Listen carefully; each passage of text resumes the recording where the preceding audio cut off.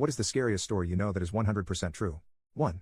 I would call it creepy more than scary, but my mom's friend had a small house and lived alone. She noticed weird things: a batch of soup depleting faster than usual, missing eggs, damp towels in the hamper when she hadn't used any, extra dishes in the dishwasher, etc. This went on for months. She thought she was just being forgetful. One day she heard some thumping around in her attic and went to investigate. She found some makeshift living quarters: small radio, hot plate, sleeping bag, pillow, food wrappers, etc. She called the cops, who came to keep an eye on the place. They caught a homeless man climbing a tree, trying to sneak into her attic window. He had been doing this almost daily. He would wait for her to go to work, then go downstairs and help himself to food and amenities. The funny part about this story is they got to know each other throughout the ordeal, and the guy was very respectful, just down on his luck. She didn't press charges. Instead, let him move in, helped him get a job, and he lived in the attic until he got back on his feet. Creepy poop with a happy ending. 2.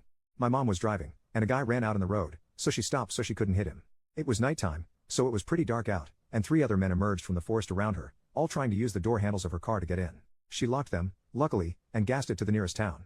Remember always to lock your car after you start it, because if it wasn't unlocked, who knows what would have happened to her. 3.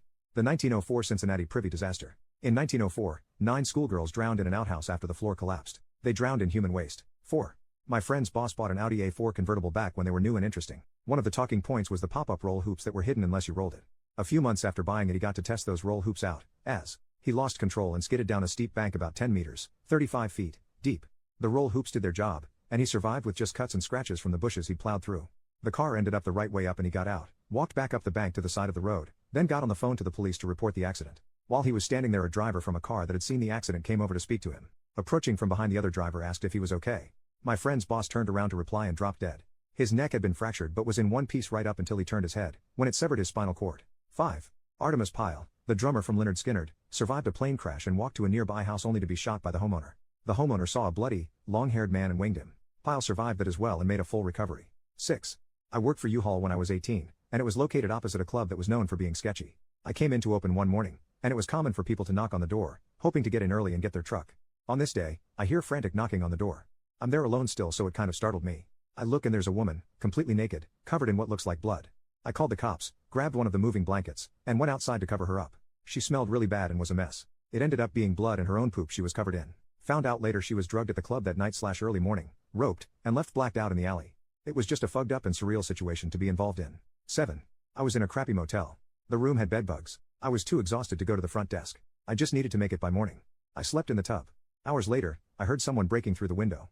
I had a big knife with me and ran out into the room to find a man halfway through my window. We stared for a while at each other in shock. I think we both were scared. Then he says, "Is this your room?" I'm like, "Yes, this is my room, man." More staring. Then he slowly starts backing out while cursing me for leaving my window unlocked and not expecting him to break in. 8. The guy goes into a small building and dies. Later, the investigator shows up and sees the body, calls 911, and then dies. Paramedics show up to help them, then die. The reason? Oxygen levels at head height were normal. Oxygen levels when bent over was 0. Bending over in this room unalived 4 people by asphyxiation. Edit, they could breathe. The air they were breathing contained no oxygen. The human body can't tell the difference. 9. A guy I worked with was riding his dirt bike through the woods and somebody hung a cable between 2 trees. My buddy caught his throat on it and saw the dude steal his dirt bike. Woke up in the hospital with a lacerated throat and a broken larynx. Pretty crazy what somebody will do for something so cheap. 10. The story of Mary Vincent always stands out to me. In 1978, 15-year-old Mary was hitchhiking. A man named Lawrence Singleton picked her up. He brutally roped her and eventually made her get out of the car. She planned to run, but he noticed and cut both her arms off. He threw her into a ditch/ravine and left her to die. She packed her stumps with mud to stop the bleeding and spent all night crawling out. She eventually makes it to the highway and starts walking, naked and covered in blood. The first car that saw her sped away in fear. The second car was a couple on their honeymoon. They picked her up and she survived. 11. Nutty Putty Cave in Utah was sealed up in 2009 after John Jones was trapped upside down in a small crevice while spelunking. When rescue teams finally arrived, he had been upside down for so long that his legs were drained of blood. The only possible way to get him out was to break his legs, which would have sent him into fatal shock. He died after being trapped for 28 hours. His body's still in the cave. 12. A woman who worked in a science lab spilled 2 drops of organic mercury on the back of her gloved hand. Those 2 drops destroyed her entire nervous system and brain. 13. The Lake Nyos disaster. The lake periodically belches a cloud of invisible carbon dioxide gas that suffocates everything within a 16-mile radius. In 1986, over 1,700 people and all their livestock died without even understanding what was happening to them. 14. John List unalived his whole family, mother, daughter, and 2 sons. He meticulously planned the whole thing, canceling all delivery services, excusing the kids from school, and even turning the air conditioning as low as possible to preserve the bodies for as long as possible. After he unalived them all, he placed the bodies in sleeping bags and lined them up. He then wrote a letter to his pastor explaining why he had to unalive them. He then leaves and isn't heard from again. 18 years later, he's remarried and doing the same job as before, but this time he has no children. He's finally arrested after a tip was given to the FBI. The crazy thing is that because he planned it so well, the bodies weren't discovered until a month after the murder, so he had a huge head start and essentially started a new life in the same career and was heavily involved in a new church down in Virginia. Took 18 years to capture him. 15.